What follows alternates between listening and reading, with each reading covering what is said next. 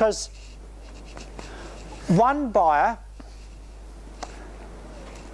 goes to one extent of having specialist purchasing managers that can enable them to cost down negotiations. How do they do that? The purchasing manager has an engineering background, not an accounting background. So I tell my students, you must have an engineering degree and an accounting degree. Do a double major. Accounting and engineering, not accounting and finance. Okay? Because you can communicate across many more functions in the organisation. You have the engineering background. It makes a huge difference.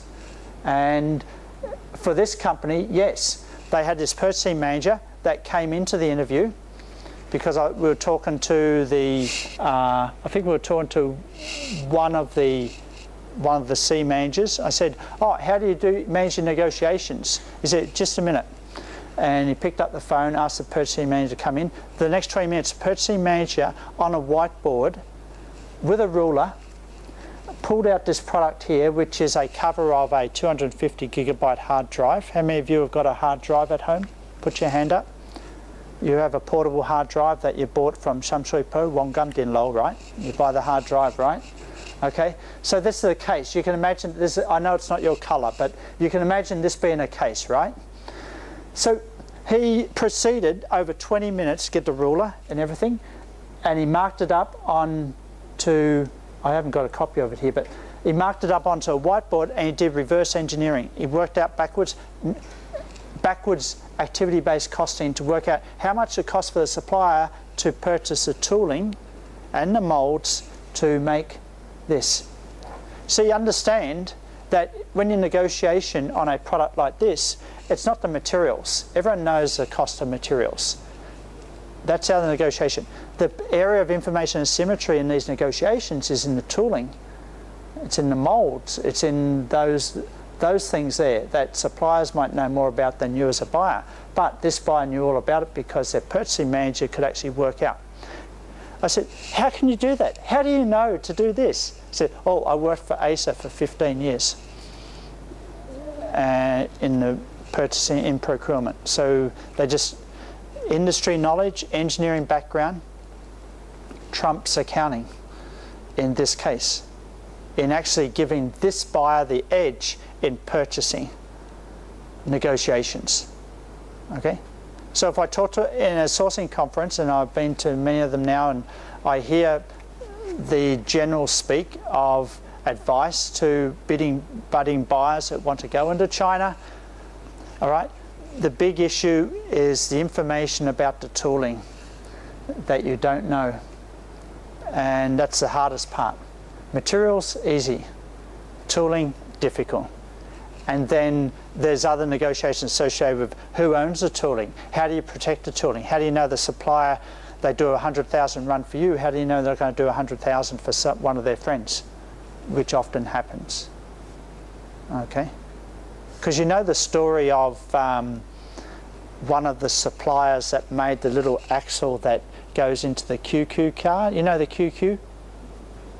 No, you don't know the QQ, but you know the GM Chevy. That's a little car that's sold in China. So their supplier, all right, made the axles. Now the supplier to the QQ went to this supplier and said, okay, you're doing a run of 100,000. How about you do the run 120? We pay you marginal cost for the other 20,000. Okay. How do I know? Because my friend from another manufacturer bought the car, auto manufacturer, bought the car, took it back, and assembled it to find out what parts were copied, what parts were genuine, and that's how they found out. So we know that happens, and so that's why, as a buyer, or if you're working with factories in China, you've got to protect the tooling at all costs.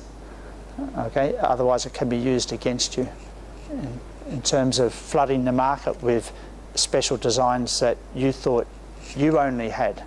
Okay, so there we have interesting. All right, what's the moral of the story here? Do a double major, accounting and engineering. Okay, so cost leadership measure. Here's an interesting thing. We talked to one more buyer,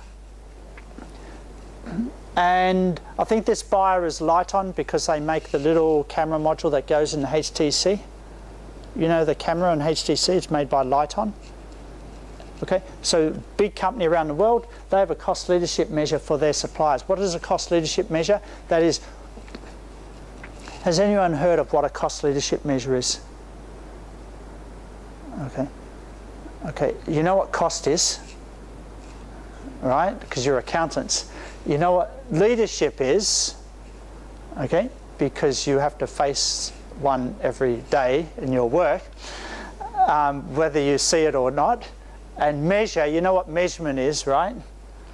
Measurement, okay? Measurement is what you're good at. You're all good at measurement. Now, a cost leadership measure is when the supplier gives you validatory proof that the price they're offering you is a fair price based on other transactions the supplier has had recently in the marketplace.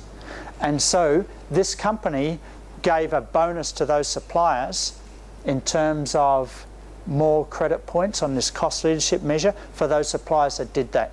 Very interesting. I'm rewarding you for being truthful to me. But you should be truthful anyway. Okay, you should be truthful anyway. Now I have to reward you to be truthful.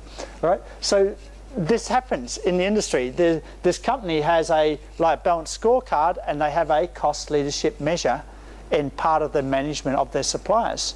And they'll give more brownie points, give more points to suppliers that proactively engage in validating and providing that validatory evidence that prices offered are fair and reasonable. Hands up if you think that's a good idea. Okay, all right. So that's the first and only instance that I've seen this operating, okay? Many suppliers benchmarking and supplier location. So there's other issues there that they do. So we can look at cross-country comparisons, but what I want to do now, let's have a break, because after the break I want to show you lots of graphs, but at the same time maybe have a look at some of these questions that you have, okay? And maybe have a bit more interaction after the break. So do you want to have a break now? Hands up. Okay, all right. Okay, let's 7-8 minutes and we can come back when you're ready. So I'm ready too.